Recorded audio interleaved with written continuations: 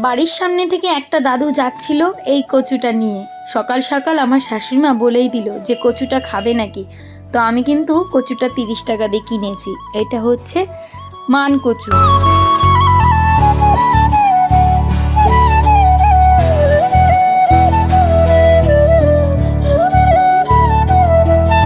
দুদিন হলো গাছটাকে জল দেওয়া হয় না, খুব তাড়াতাড়ি জল দেওয়ার চেষ্টা করি না, এই দুদিন পর পর দিই। আজকে সেই দুদিন পর গাছটাকে একটু জল দিয়ে দিলাম। তারপরে চলে গেলাম আমাদের বাড়ির সামনের বাজারে। আর এখানে দেখি মাগুর মাছ এসেছে। এই মাছগুলোর নাম মনে হয় মাগুর। আমি কি ঠিক বললাম? কমেন্ট করো তো। তো মাছগুলো খুব তরতাজা। ওরা তো খুব সুন্দর মনের আনন্দে খেলা করছে। ওরা তো জানেই না আজকে ওদের বিক্রি করতে এনেছে, তাই না? দেখো কি সুন্দর করে খেলা করছে। আর আমি কিন্তু ধরছিলাম, আমার সাহসটা কত বড়। এই মাছটা কাকাকে একটা ক্যাতাও দিয়েছে, কাকার তো খুব জ্বলছিল। আর আমি কিন্তু এখান থেকে একটা রুই মাছ নিয়েছি। এই মাছটা আর নিচ্ছি না, কারণ ওই যেই মাছটা কাটছে দেখলে কাকু, ওই মাছটাই নিয়েছি। দুজনে ভাগাভাগি করে 100 টাকা করে পড়েছে। অনেকটাই হবে, ওই প্রায় 600-700 গ্রাম মতো।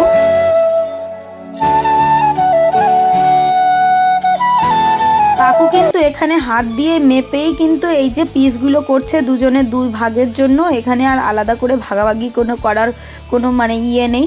তারপরে দেখো পিস করে দিল। আমি কিন্তু এখান থেকে মাছটা নিয়ে বাড়ি যাব। সকালবেলা হলে আমি সকাল সকাল বাজারটা করি। আর এখন থেকে চেষ্টা করছি, মেয়েকে যেহেতু প্রাইভেটে দিচ্ছি তাই জন্য কিন্তু মাস্টার বাড়িতে চলে আসে, তাই কিন্তু আগে আগে ঘুম থেকে ওঠার চেষ্টা করি। আর আগের দিন যে পিঠেগুলো বানিয়েছিলাম না, সেগুলো রয়েছে। মাছটা নিয়ে বাড়ির দিকে যাব। তার আগে তোমাদের একটু বলে দিই, তোমরা একটু খেলা করো, দেখি তোমরা কত তাড়াতাড়ি বিক্রি হও। কারণ এত দাম তোমাদের কেউ নিতে চাইছে না আমাদের গ্রামের। আমার প্রিয় দর্শক, কেমন আছো তোমরা সবাই? আশা করছি খুব ভালো আছো। তো আজকের দিনটা পুরো মেঘলা, কি বলবো। আমি তো পিঠে বানিয়েছি, ওই দিকটা চা বসালাম। এখন সবাইকে পিঠে বেড়ে দেবো। মেয়েটাও বলেছে, মা তুমি পিঠে ভিজিয়েছ? আমি বলছি হ্যাঁ। তো চলো। আর এই যে বাসন রেখেছি, এইগুলো মাজবো। আর কালকে না এই টেবিলটা এদিকে এনেছি, এই দরজাটার পাশে। মানামি যা বাটি নিয়ে তোদের বাড়ি থেকে, আমার বাড়ি বাটি নাই। পিঠে দেবানি একটু পরে।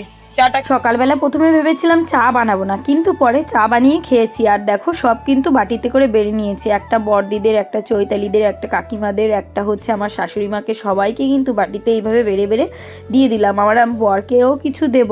আর এটা এখন নিয়ে যাচ্ছি কাকিমাদের, সবাইকে 2 পিস করে। আমি তো খুব বানাইনি। তারপরে নিয়ে যাচ্ছি এই যে বড়দিদের বাড়ি, সবাইকে দিয়ে দিলাম। আমার বরকে অনেক রিকোয়েস্ট করার পর বাটিটা ধরিয়ে দিলাম। প্রথমে তাকিয়ে দেখছে খাবে কিনা। আমি বলছি আজকে কোনো তোমার চাপ নেই, যেটুকু ইচ্ছা হয় খাও।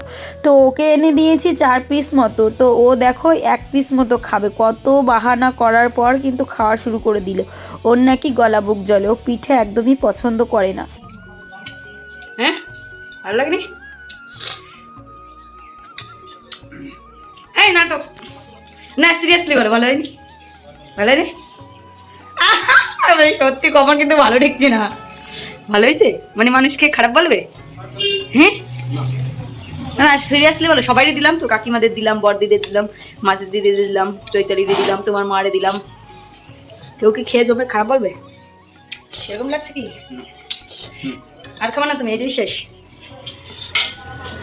একটা খেয়েছো, সত্যি পেটে সহ্য হয় না। দেখো দেখলে কত বাহানা করলো, একটার বেশি খাবে না, কত কষ্ট করে একটা খালো। ওই খেতেই ও চায় না। বাবার বাড়িতে তখন বানিয়েছিল, তখনও কিন্তু 3টে খেয়েছিল জোর করে। আর আমার মার হাতের পিঠে তো তুলনাই নেই, এত সুন্দর ফুলেছিল। আর তারপরে কিন্তু ও আর খেলো না। এখন কি করব, আমি এই পিঠেগুলোকে নিয়ে এখন ঘরে নিয়ে যাব, আমি খেয়ে নেব। আমার না নিজে খাওয়ার থেকে বেশি সবাইকে বানিয়ে খাওয়াতে বেশি পছন্দ করি। কি বলবো, সব ভালো ভালো পিঠেগুলো বেছে বেছে সবাইকে দিয়েছি। সকালবেলা সবাইকে পিঠে দিয়ে এইমাত্র খাওয়া দাওয়া করলাম। রান্না করেছিলাম ওই পালং শাকের তরকারি, বেগুনের তরকারি। আর আজকে রান্নাবান্না শেয়ার করলাম না, মেয়েকে স্কুলে দিয়ে তারপরে এইমাত্র খেলাম। তো এখন ঘরটা কুড়ালাম, এখন আবার জামা কাপড় কাচবো ছাদে। আর আজকে মেঘলা মেঘলা ওয়েদার ছিল, কিন্তু এখন দেখলাম রোদ উঠেছে।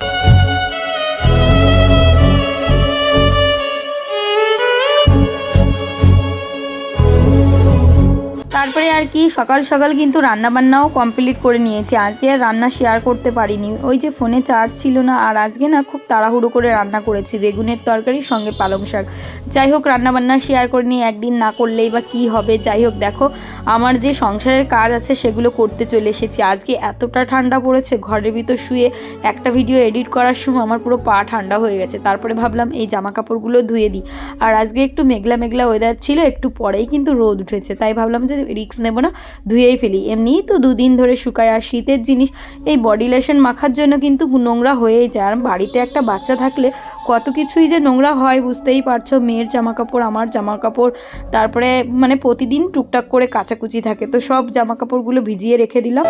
এগুলো কি সুন্দর ফুল ফুটেছে, মানে একটা গাছ আমার শাশুড়ি মা লাগিয়ে দিয়েছিল, এত সুন্দর ফুল ফুটেছে। আর আমার ড্রাগন গাছের কথা কি বলবো, সব তো শেষ। এবার যত্নও করলাম না, কত কাজ ছিল, কিন্তু এবার ঝড়ে সব ভেঙে পড়ে গেছে। এতে ভালো আর মজবুত খুঁটি দিতে হবে, না হলে হবে না। কি অবস্থা। আর এতগুলো জামা কাপড় সব শুকনো, এগুলো নিয়ে যেতে হবে ঘরে, আর একটুখানি ভিজানো থাক, তারপরে জামা কাপড়গুলো কেচে ফেলি। সব জামা কাপড়গুলোকে কেচে নিয়েছি। আর দেখো আমি কিন্তু এখন জামা কাপড়গুলোকে ধুয়ে মেলে দিচ্ছি। আর এই ছাদের পর বসে কাচ্ছি জন্য রোদও গায়ে লাগছে, কাচতেও খুব একটা অসুবিধা হচ্ছে না। এখানে পিড়ে ছিল না, শাশুড়ি মার ঘর থেকে ছোট্ট একটা পিড়ে এনেছি, ওটা আনা আর না আনা সমান, মানে ওটা বসলে পারে আর লাগে না কোমরে। যাই হোক দেখো সবগুলো কিন্তু ধুয়ে নিচ্ছি, আর এখন রোদে মেলে দেবো, যেটুকু শুকাবে শুকাবে, তারপরে তো পরের দিন শুকিয়েই নেব, এই হচ্ছে ব্যাপার।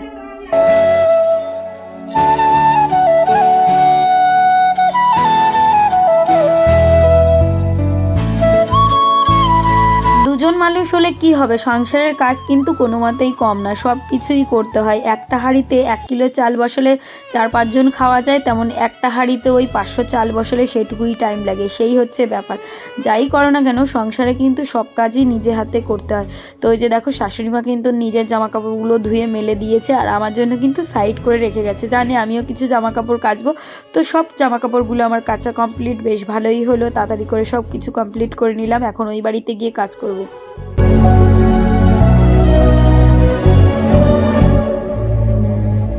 দুদিন ধরে ড্রটাকে আমি সুন্দর করে মাটি দিয়ে ঠিক করেছি, আজকে ভাবলাম কাঁচি দিয়ে কাটি। এই কাঁচিটা নিয়ে এসেছি শাশুড়িমার কাছ থেকে। আর দেখো আমি কাজ করছি, চৈতালিও কিন্তু এসে আমার কাছে দাঁড়িয়েছিল।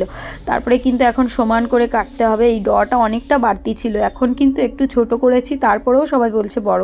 যাই হোক কোনো ব্যাপার না, বর্ষাকালের দিন একটু ঢেকে রাখলে কোনো অসুবিধা হবে না। সুন্দর করে কেটে নিচ্ছি। এখানে আবার লেপবো, কারণ না লেপলে পারে এই মাটিটা কাটা খালি খালি। তো যাই হোক আগের দিন তো আমি পুরো ঘর দুয়ার লেপেছি, তো ভাবলাম এই ডোয়াটা সুন্দর করে একদম লেপে পুছে নিই, দেখতেও বেশ ভালো লাগবে। আর ঘর দুয়ার যদি পরিষ্কার থাকে মনে একটা আলাদা শান্তি লাগে। তো কেটে নিলাম, ভাবলাম তার আগে উঠোনটা কুড়িয়ে নিই। আর উঠোনে ধুলো থাকলে আমার কিন্তু একদমই ভালো লাগে না।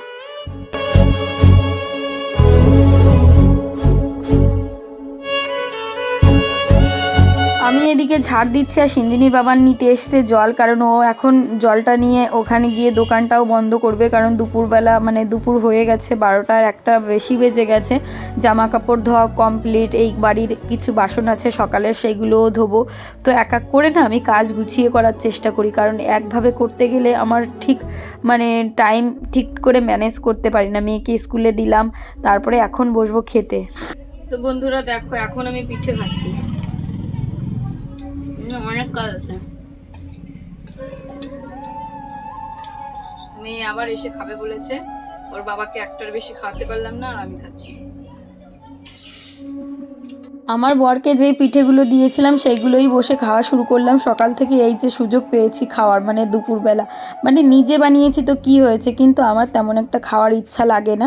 তারপরে দেখো যেটুকু ছিল ওটা ওই বাটিতে ধুয়ে রেখে দিলাম। তারপরে দেখো এই যে বাবার বাড়ি থেকে 1 কিলো মতো চাল এনেছিলাম, এটা হচ্ছে মোটা চাল, তো এটাকে এই কৌটার ভিতর রাখছি। আর আমার বর কিন্তু রুটি খেতে খুব ভালোবাসে রাত্রেবেলার দিকে, আর আমি না ওকে বলেছি আটা নেই, তো এতটা ছিল, তারপরেও কিন্তু 2 দিন আমি বানিয়ে নিই। তারপরে ও কিন্তু এতগুলো আটা আমাকে এনে দিয়েছে। এখন রাখবো কোথায়, তাই এই কৌটাটা খালি করলাম আর এই যে ড্রামটা ছোট্ট বালতি মতো এটাই রাখলাম, আরও এতটা বেঁচে গেছে। এবার সব কিছুতে ঢেলে রাখছি, না হলে আরশোলা কিংবা কোনো কিছু মুখ দিলে কেমন হয় না। আর এই আটাটা কিন্তু একদম দেশি আটা, লাল আটা, সাদা আটার রুটি একদমই খাওয়া ভালো না। তো আমরা কিন্তু মিলের আটা খাই না, এই আটাটা দিয়েই বানাই, রুটিটাও ভালো হয়।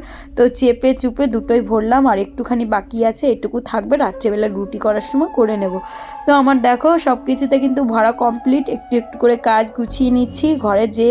আর এই টেবিলটা দেখলে এই দিকটাই রেখে যতটা টাইম পাই ততটা টাইম কিন্তু আমি এই বাড়িতে আসলে টুকটাক করে কাজ করতে থাকি। সারাদিন যে কাজ করি তাও না, একটা টাইম খুব রেস্টও করি, তার ভিতর কিন্তু আমি টাইমই পাই না যে কখন কি ভিডিও বানাবো, কখন কি করব। সত্যি সেইভাবে কোনো কিছু হয় না। তারপরে দেখো অতগুলো বাসন ছিল, সব বাসনগুলো ধুয়ে এই টেবিলটার ভিতর জল ঝরাতে দিয়ে দিলাম। কলের পাটটা যদি একটু ঠিক হতো তাহলে মনে হয় কাজ করতে সুবিধা হতো। এর ভিতর না কাজ করা খুবই মুশকিল হয়ে যায়। তারপরে ভাবলাম যে গ্যাসটাও মুছে ফেলি।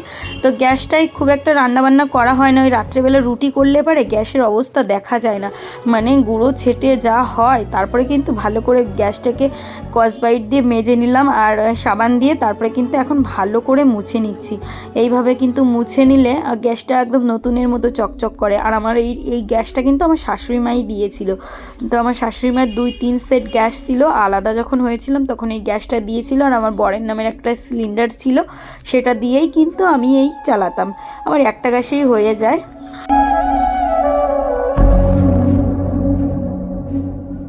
বলতে পারো সংসারের সমস্ত কাজ গুছিয়ে নিয়েছি। এখন ভাবলাম অনেকটা টাইম হাতে আছে, চলো আমি এই ডোয়াটাকে এখন করেই ফেলি। তো ডোয়াটাকে প্রথমে কেটেছি, এখন কিন্তু জল দিয়ে মাটি দিয়ে যেই জায়গাগুলো বোঝাতে হবে সেগুলো ভালো করে লেপে নিচ্ছি আর মাটিগুলো এজে নিচ্ছি। তারপরে কিন্তু একদম সুন্দর করে লেপে দেবো। আর দেখেছো কত মাটি উঠেছে। এই মাটির কাজ করতে গেলে না হাতের অবস্থা খারাপ হয়ে যায়, হাতের ভিতর চোষ ঢুকে যায়। আর দেখো সবটুকু কিন্তু আমার লেপা হয়ে গেছে, দেখতে কিন্তু খুব তাড়াতাড়ি মনে হলো, কিন্তু অনেকটা টাইম ধরে আমি লেপা পোছাটা করলাম।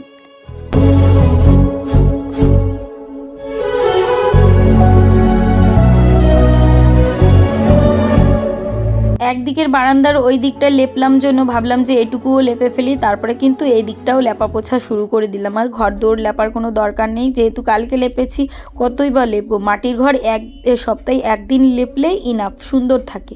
আর পাকা ঘর হলে সেটা তো প্রতিদিন মুছতে হয়, না হলে তো নোংরা হয়েই থাকে। যেহেতু আমরা পাকা ঘরেও থাকি সেটা তো জানি, প্রতিদিন দুবার করে মুছতে হয়। একবার তো ঘুম থেকে উঠে মুছি, আর কোনো দিন তো মানে রাত্রেবেলা খাওয়ার পর মুছি, যেহেতু রাত্রেবেলা খাওয়ার সময় ঘরে গিয়েই খাই।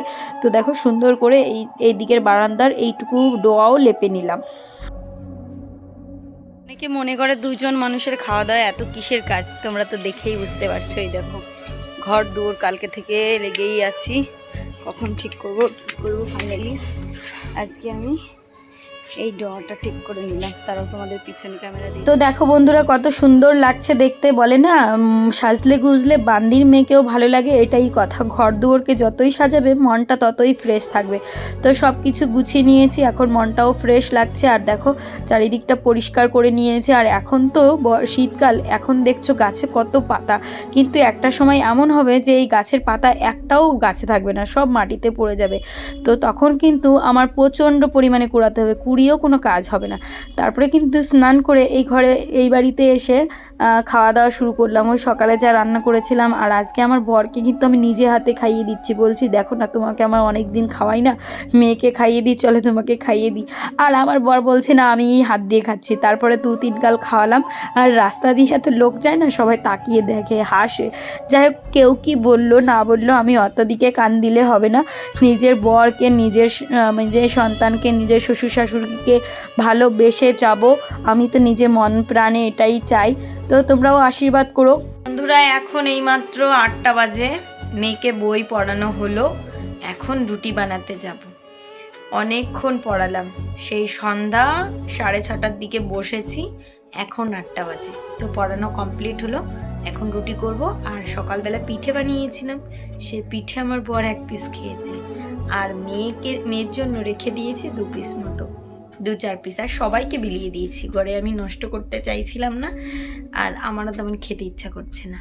এই যে লাস্ট পিঠে বানালাম, আর যদি বানাই ভাজা পিঠে বানাবো। তো এখন যাব ওই ঘরে গিয়ে এখন রান্না করব। তো কী রান্না করবো বুঝে পারছি না। চৈতালি আজকে দুপুরবেলা একটুখানি মাংস দিয়েছিল, সেখান থেকে মেয়েকে খাইয়েছি, আর 1 পিস মতো আছে। তো আমার বর বলছে ওটা দিয়ে রুটি খাবো, 1 পিস দিয়ে যদিও হয় না। তো ভেবেছি এখন আমি একটু পেঁয়াজের কালি, আলু সঙ্গে একটা গাজর দিয়ে ভাজি করব। আর একটুখানি চিকেন ছিল ফ্রিজে, সেটা আর করতে ইচ্ছা করছে না। ওটা আগে থেকে ম্যারিনেট করে অন্য কিছু করার ইচ্ছা ছিল, কিন্তু টাইম নেই। আমার বরের রুটি চাই 8:30টার ভিতর। তো চলো ঝটাপট করে রুটি করি। সেই কখন এসছি কাজকর্ম দেখিয়ে, আর তোমাদের সঙ্গে আসা হয়নি কথা বলতে। এই যে আসলাম। তো তোমরা কি করছো? আমি তো ভাবছিলাম যে সন্ধ্যা, কিন্তু এখন ঘড়ির দিকে তাকিয়ে দেখি 8টা বেজে গেছে। তো চলো যাই। ফ্রিজে কিছুটা মাংস ছিল, মানে হাড্ডি ছাড়া। ভেবেছিলাম একটা কিছু বানাবো রেসিপি, কিন্তু আমার বর ফ্রিজটা বন্ধ করে দিয়েছিল, তাই ভাবলাম মাংসটাকে রান্না করে ফেলি আলু দিয়ে। সবাই আমার চ্যানেলটিকে সাবস্ক্রাইব করো। সবাইকে টাটা, ভালো থেকো, সুস্থ থেকো। হচ্ছে একটা সুন্দর ব্লগ নিয়ে।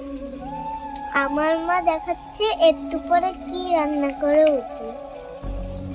দেখলে তো বন্ধুরা, আমার মেয়েটা কত সুন্দর করে কথা বললো, কিন্তু ও না অনেক স্পিডে কথা এখনও বলে না।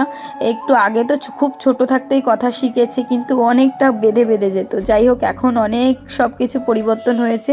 আর আমি কিন্তু মাংসতে ঝোলও দিয়ে দিলাম। প্রথমে ভেবেছিলাম শুকনো শুকনো করবো, কিন্তু রুটির সঙ্গে শুকনো খেতে ভালো লাগবে না। তারপরে কিন্তু ঘরে এসে খাওয়া দাওয়া শুরু করলাম। আর আমার বর রুটি দেখলে আগে থেকে আগ্রহ করে বসে। আমি বললাম যে একটু ভিডিও করি, অমনি বললো যে তুমি আমাকে আগে খেতে দাও। তো মানে ও খাওয়ার জন্য ছটফট করছে। ওর দুপুরবেলার খাওয়াটাও ভালো হয়নি, ও আবার খুব একটা শাক পাতা ভালোবাসে না। তো চলো বন্ধুরা, আজকের ব্লগটা কেমন লাগলো অবশ্যই কিন্তু কমেন্ট করে জানাবে। ভিডিওটা কোথা থেকে দেখছো কমেন্ট করবে, লাইক করবে, চ্যানেলটিকে সাবস্ক্রাইব করবে। আর অবশ্যই কিন্তু আমার পাশে থেকো বন্ধুরা, আমাকে একটু সাপোর্ট করো। তোমাদের ভালোবাসা ছাড়া আমি কিন্তু কোনো দিনও এই যতই কষ্ট করে ব্লগ করি না কেন, তোমরা যদি সাপোর্ট না করো কোনো দিনও আমি কিন্তু ভালো ভিডিও দিতে পারবো না। কারণ মনের ইচ্ছাটাই তো হারিয়ে যাবে। তোমরা শুধু একটু পাশে থেকো, তাহলেই দেখবে কত ভালো ভিডিও